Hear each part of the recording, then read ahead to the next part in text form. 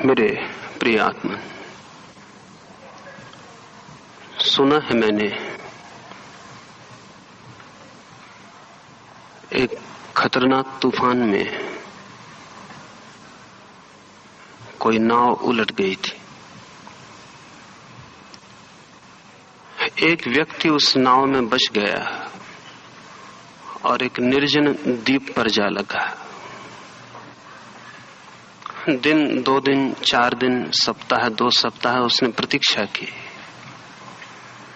कि जिस बड़ी दुनिया का वो निवासी था वहां से कोई उसे बचाने आ जाएगा। फिर महीने भी बीत गए और वर्ष भी बीतने लगा। फिर किसी को आते न देखकर वो धीरे धीरे प्रतीक्षा करना भी भूल गया। 5 वर्षों के बाद कोई जहाज वहां से गुजरा। उस एकांत निर्जन द्वीप पर उस आदमी को निकालने के लिए जहाज ने लोगों को उतारा, और जब उन लोगों ने उस खो गए आदमी को वापस चलने को कहा तो वो विचार में पड़ गया। उन लोगों ने कहा, क्या विचार कर रहे हैं, चलना है या नहीं? तो उस आदमी ने कहा, अगर तुम्हारे साथ जहाज पर कुछ अखबार हों जो तुम्हारी दुनिया की खबर लाए हों तो मैं पिछले दिनों के कुछ अखबार देख लेना चाहता हूं। अखबार देखकर उसने कहा, तुम अपनी दुनिया संभालो और अपने अखबार भी, और मैं जाने से इनकार करता हूं। बहुत हैरान हुए वे लोग। उनकी हैरानी स्वाभाविक थी, पर वो आदमी कहने लगा, इन 5 वर्षों में मैंने जिस शांति, जिस मौन और जिस आनंद को अनुभव किया है वो मैंने पूरे जीवन के 50 वर्षों में भी तुम्हारी उस बड़ी दुनिया में कभी अनुभव नहीं किया था। और सौभाग्य और परमात्मा की अनुकंपा कि उस दिन तूफान में नाव उलट गई और मैं इस द्वीप पर आ लगा। यदि मैं कभी इस द्वीप पर न लगा होता तो शायद मुझे पता भी न चलता कि मैं किस बड़े पागल खाने में 50 वर्षों से जी रहा था। हम उस बड़े पागल खाने के हिस्से, उसमें ही पैदा होते हैं, उसमें ही बड़े होते हैं, उसमें ही जीते हैं, और इसलिए कभी पता भी नहीं चल पाता कि जीवन में जो भी पाने योग्य है वो सभी हमारे हाथ से चूक गया है। और जिसे हम सुख कहते हैं और जिसे हम शांति कहते हैं उसका ना तो सुख से कोई संबंध है और ना शांति से कोई संबंध है। और जिसे हम जीवन कहते हैं शायद वो मौत से किसी भी हालत में बेहतर नहीं है। लेकिन परिचय कठिन है।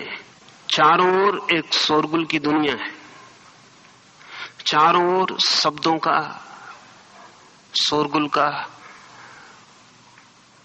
उपद्रवग्रस्त वातावरण है। उस सारे वातावरण में हम वे रास्ते ही भूल जाते हैं जो भीतर मौन और शांति में ले जा सकते हैं। इस देश में और इस देश के बाहर भी कुछ लोगों ने अपने भीतर भी एकांत द्वीप की खोज कर ली। ना तो ये संभव है कि सभी की नावें डूब जाएं, ना ये संभव है कितने तूफान उठें, और ना यही संभव है कितने निर्जन द्वीप मिल जाएं जहां सारे लोग शांति और मौन को अनुभव कर सके। लेकिन फिर भी ये संभव है कि प्रत्येक व्यक्ति अपने भीतर ही उस निर्जन द्वीप को खोज ले। ध्यान अपने ही भीतर उस निर्जन द्वीप की खोज का मार्ग है। ये भी समझ लेने जैसा है कि दुनिया के सारे धर्मों में बहुत विवाद है, सिर्फ एक बात के संबंध में विवाद नहीं है, और वो बात ध्यान है। मुसलमान कुछ और सोचते, हिंदू कुछ और, ईसाई कुछ और, पारसी कुछ और, जैन बौद्ध कुछ और।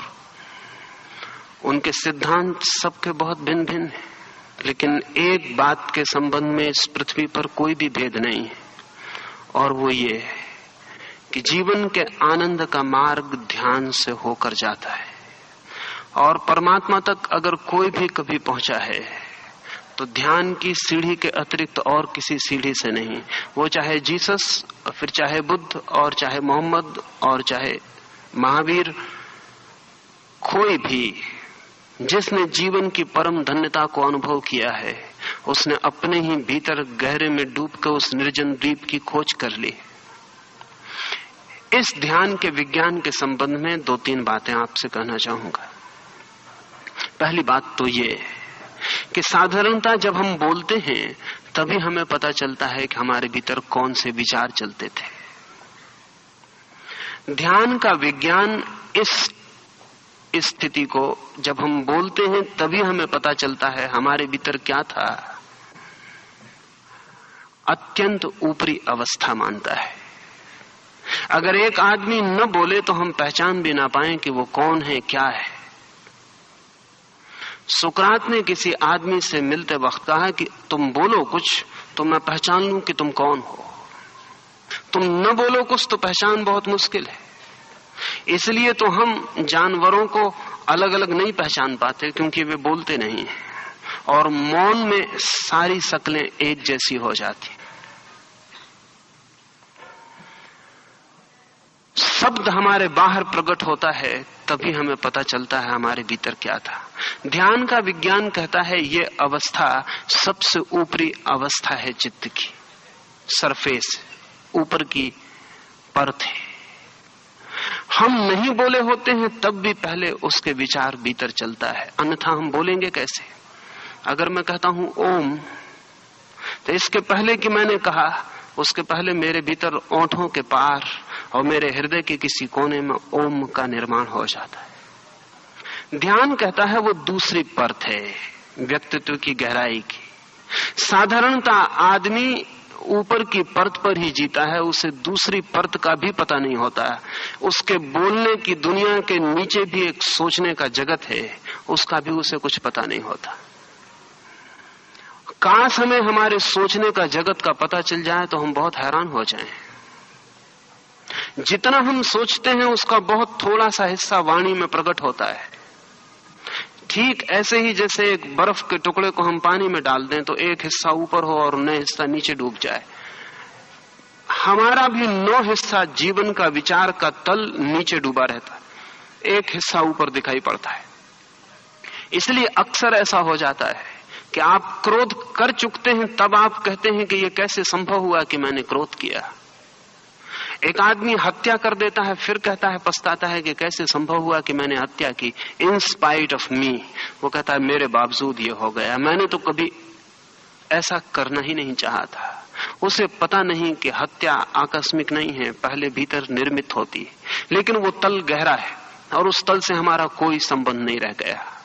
ध्यान कहता है पहले तल का नाम बैखरी है, दूसरे तल का नाम मध्यमा है, और उसके नीचे भी एक तल है जिसे ध्यान का विज्ञान पश्यंती कहता है। इसके पहले कि भीतर ओंठों के पार हृदय के कोने में शब्द निर्मित हो, उससे भी पहले शब्द का निर्माण होता है।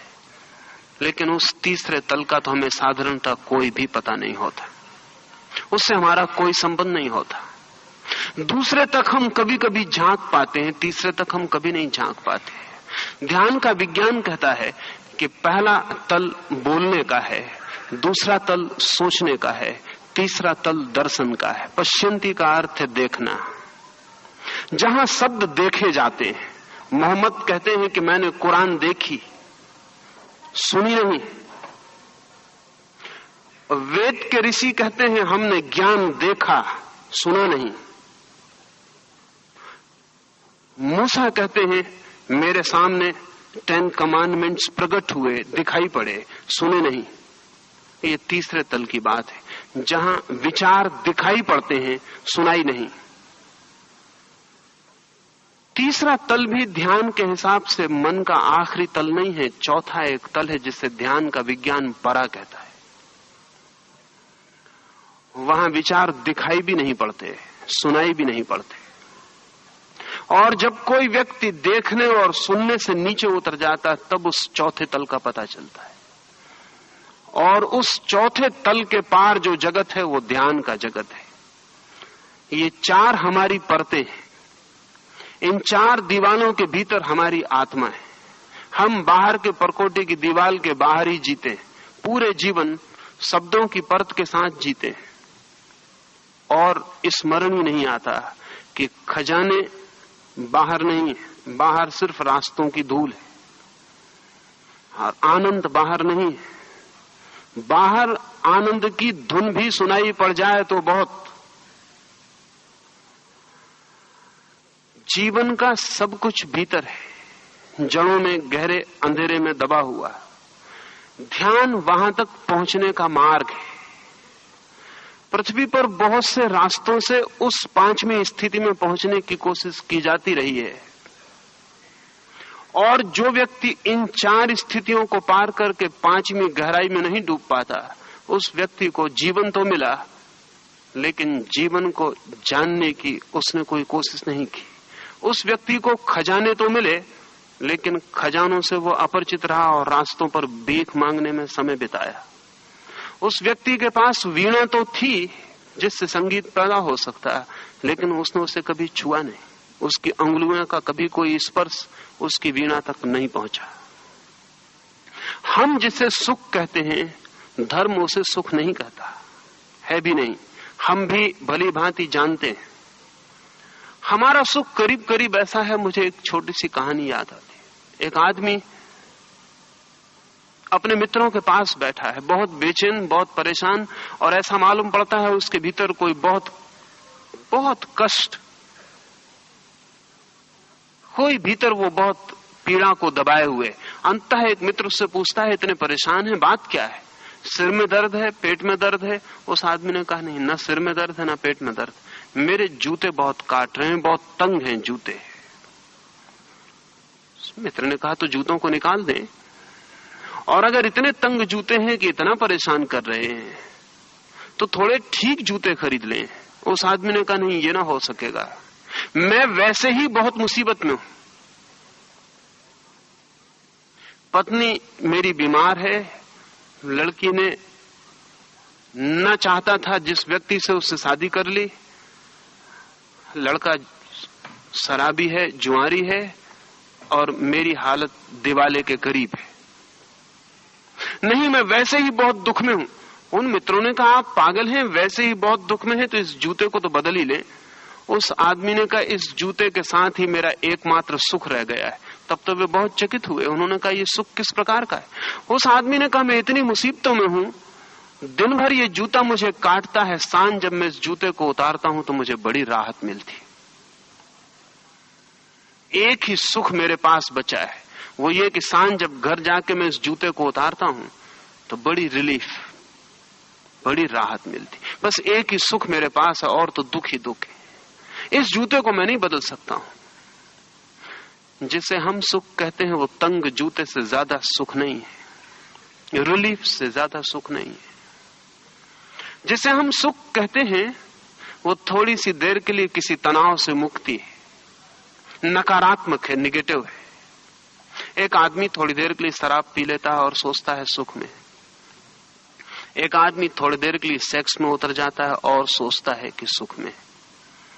एक आदमी थोड़ी देर के लिए संगीत सुन लेता है और सोचता है कि सुख में। एक आदमी बैठ के गपशप कर लेता है, हंसी मजाक कर लेता है, हंस लेता है और सोचता है कि सुख में।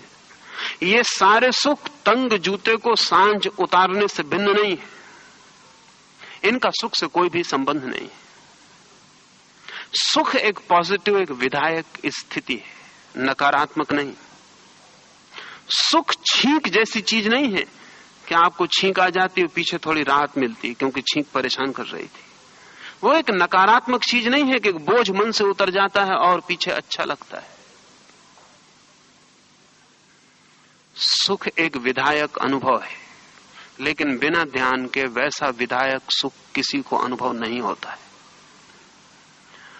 और जैसे जैसे आदमी सभ्य और शिक्षित हुआ है, वैसे वैसे ध्यान से दूर हुआ है। सारी शिक्षा, सारी सभ्यता आदमी को दूसरों से कैसे संबंधित हो ये तो सिखा देती है, लेकिन अपने से कैसे संबंधित हो ये नहीं सिखाती। समाज को कोई प्रयोजन भी नहीं है कि आप अपने से संबंधित हो। समाज चाहता है आप दूसरों से संबंधित हो। ठीक से, कुशलता से बात पूरी हो जाती। आप कुशलता से काम करें, बात पूरी हो जाती। समाज आपको एक फंक्शन से ज्यादा नहीं मानता। अच्छे दुकानदार हो, अच्छे नौकर हो, अच्छे पति हो, अच्छी मां हो, अच्छी पत्नी हो, बात समाप्त हो गई। आपसे समाज को कोई लेना देना नहीं है। इसलिए समाज की सारी शिक्षा उपयोगिता है, यूटिलिटी। समाज सारी शिक्षा ऐसी देता है जिससे कुछ पैदा हो। आनंद से कुछ भी पैदा होता नहीं दिखाई पड़ता। आनंद कोई कमोडिटी नहीं है जो बाजार में बिक सके। आनंद कोई ऐसी चीज नहीं जिसे रुपए में बंजाया जा सके। आनंद कोई ऐसी चीज नहीं जिसे बैंक बैलेंस में जमा किया जा सके।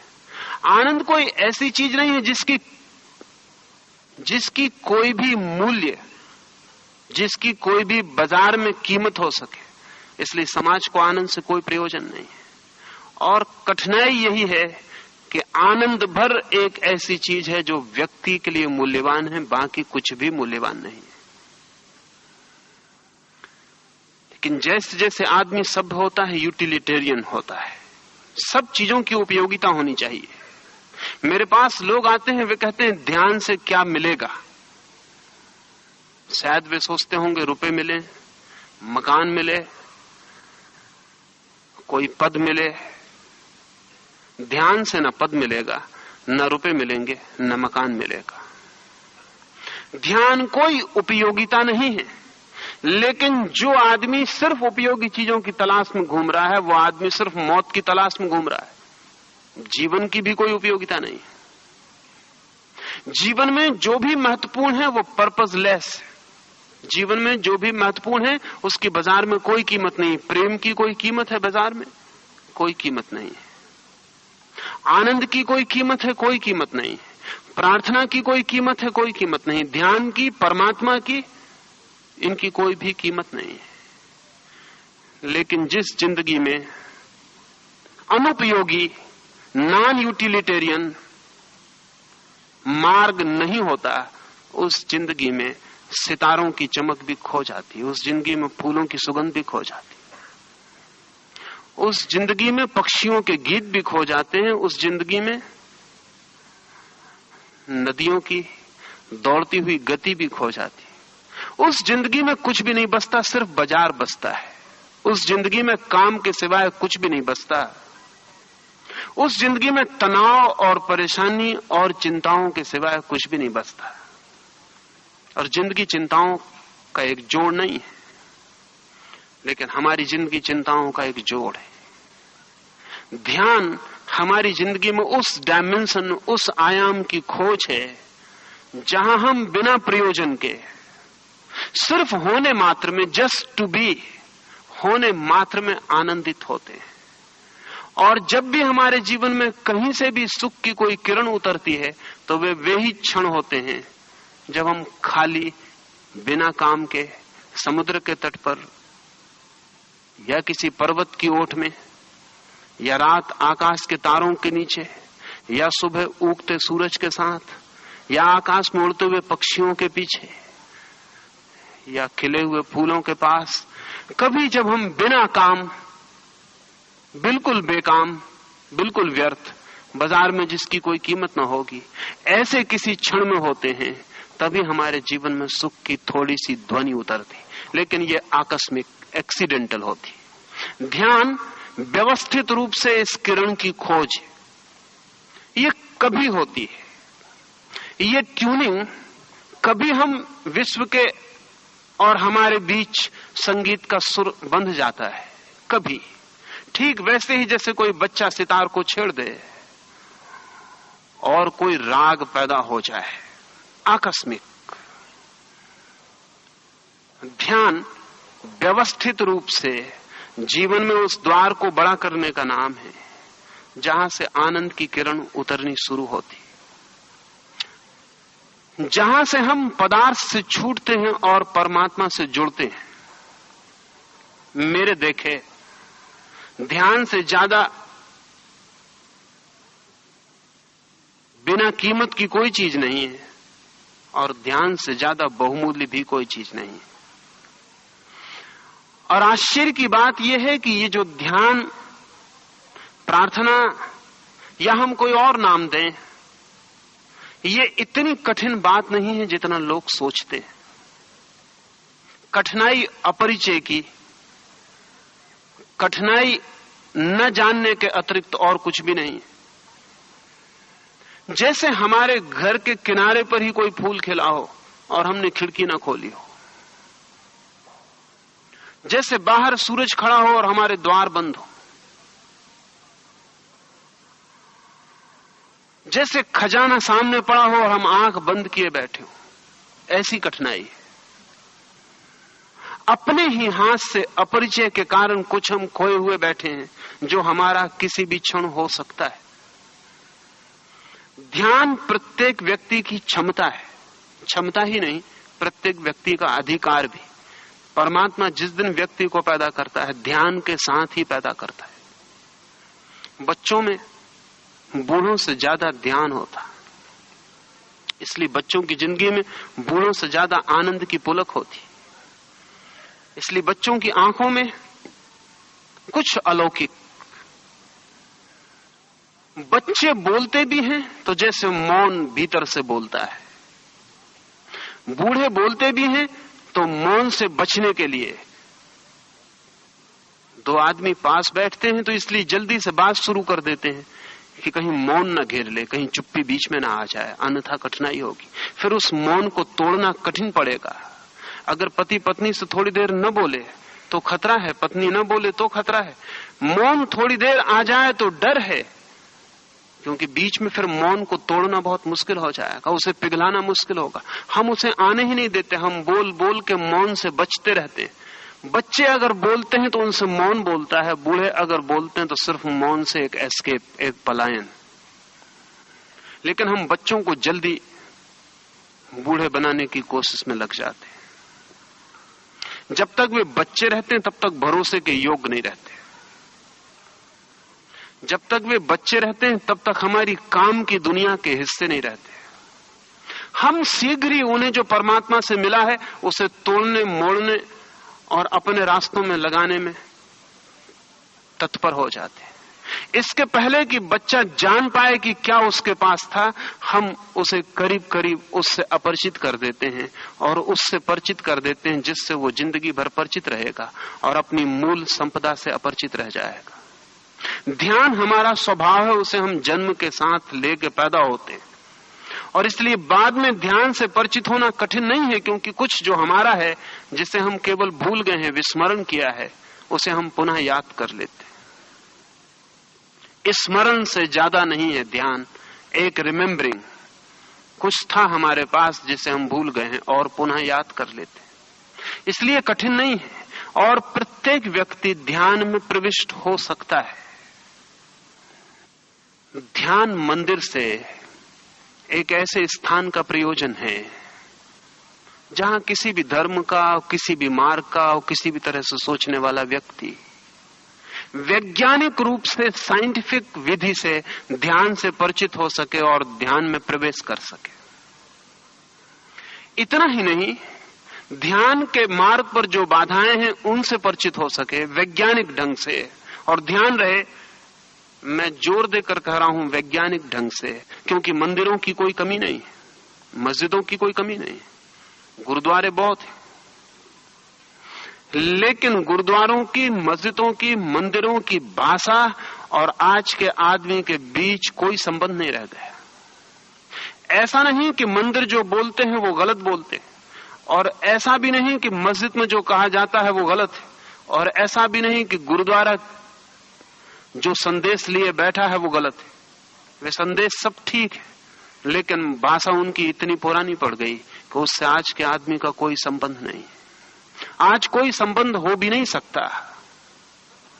आज के आदमी की सारी शिक्षण की व्यवस्था वैज्ञानिक है, और मंदिर और मस्जिद और गुरुद्वारे के सोचने के सारे ढंग पूर्व वैज्ञानिक, प्री साइंटिफिक। उनसे आज के आदमी का कहीं भी कोई तालमेल नहीं हो पाता। ध्यान केंद्र से या ध्यान मंदिर से मेरा प्रयोजन है वैज्ञानिक विधियों से, वैज्ञानिक व्यवस्था से आधुनिक आदमी के मन को ध्यान से न केवल बौद्धिक रूप से परिचित कराया जा सके, बल्कि प्रयोगात्मक एक्सपेरिमेंटली भी उसे प्रवेश दिया जा सके। और बौद्धिक रूप से ध्यान से परिचित होना बहुत कठिन है, प्रयोगात्मक रूप से परिचित होना बहुत सरल है। कुछ चीजें हैं जिन्हें हम करके ही जान सकते हैं, जिन्हें हम जान के कभी नहीं कर सकते। असल में उन्हें हम जान ही नहीं सकते जब तक कि हम कर न लें। एक वैज्ञानिक व्यवस्था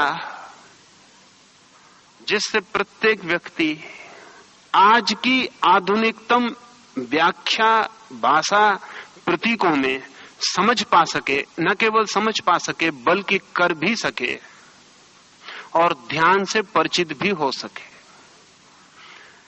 इसमें 2-3 बातें ख्याल में ले लेने जैसी हैं। कई बार बहुत छोटी सी चीजें हमारे ख्याल में नहीं होती। डॉक्टर पर्ल्स एक अमेरिकन मनोवैज्ञानिक है। उसने एक बहुत छोटी सी बात पर जिंदगी भर प्रयोग किया, एक बहुत छोटी बात जिसका हमें ख्याल भी नहीं हो सकता। उसका कहना है कि जो आदमी भोजन ठीक से चबा के नहीं करता, उस आदमी की जिंदगी में हिंसा ज्यादा होगी, वो ज्यादा वायलेंट होगा। जो आदमी भोजन ठीक से चबा के करता है, उसकी जिंदगी में हिंसा कम हो जाएगी। ये बहुत अजीब सी बात मालूम पड़ती है। चबाने से और हिंसा का क्या संबंध हो सकता है? लेकिन पर्ल्स की 30 साल की खोज यही है कि सभी जानवरों की हिंसा उनके दांतों से बंधी होती। सभी जानवर दांत से हिंसा करते हैं। जब भी हिंसा करते हैं तो दांत से ही करते हैं। आदमी भी, उसकी हिंसा भी उसके दांतों में केंद्रित है। लेकिन आदमी ने जो भोजन विकसित किए हैं उनमें उतनी हिंसा नहीं हो पाती, इसलिए उसके दांत की हिंसा उसके पूरे शरीर में फैल जाती। अब पर्ल्स ने पिछले 10 वर्षों में अनेक लोग जो वायलेंट थे, पागल थे, जो हिंसा बिना किए रह नहीं सकते थे, उनको सिर्फ भोजन ठीक से चबाने का प्रयोग करवाया और पाया कि 3 महीने के प्रयोग में जो आदमी बिना चीजों को तोड़े फोड़े नहीं रह सकता था, जो आदमी किसी न किसी को मारे बिना नहीं रह सकता था, उस आदमी की हिंसा तिरोहित हो गई। फिर उसने दांतों और हिंसा और मनुष्य के व्यक्तित्व को पूरा का पूरा वैज्ञानिक आधारों पर खोजबीन की और उसकी बात बहुत दूर तक सच साबित हुई। आप प्रयोग करके देखें और ख्याल में आएगा। एक 15 दिन भोजन को इतना चबाएं कि जब तक वो लिक्विड ना हो जाए तब तक उसको भीतर न ले जाएं, और 24 घंटे आप स्मरण करें कि आपकी हिंसा में रोज फर्क पड़ता है या नहीं पड़ता है। और आप 21 दिन के प्रयोग के बाद दंग हो जाएंगे कि आपके क्रोध में फर्क हो गया है और क्रोध के लिए कुछ भी नहीं करना पड़ा कहीं कुछ और अगर आप सीधे क्रोध के लिए कुछ करेंगे तो कोई फर्क नहीं पड़ेगा, क्रोध दब जाएगा, एक तरफ से दूसरी तरफ से निकलना शुरू हो जाएगा। आपको क्रोध आ जाए जोर से तो अपनी टेबल के नीचे दोनों हाथ बांध के नाखूनों को अपनी ही गद्दी में जोर से गड़ा लें 3 बार और मुट्ठी खोलें और छोड़ें और फिर क्रोध करके देखें, तो आप बहुत हैरान हो जाएंगे। 3 बार मुट्ठी को खोलने और बंद करने में वो ताकत खो गई जिससे आप क्रोध कर सकते थे। असल में नाखून और दांत हिंसा के केंद्र हैं। सारे जानवर नाखून और दांतों से हिंसा कर रहे हैं, और चूंकि आदमी के पास दांत कमजोर थे और नाखून कमजोर थे, इसलिए उसने हथियार बनाए जिनसे उसने दांतों और नाखूनों का काम लिया है। अगर हम आदमी के सारे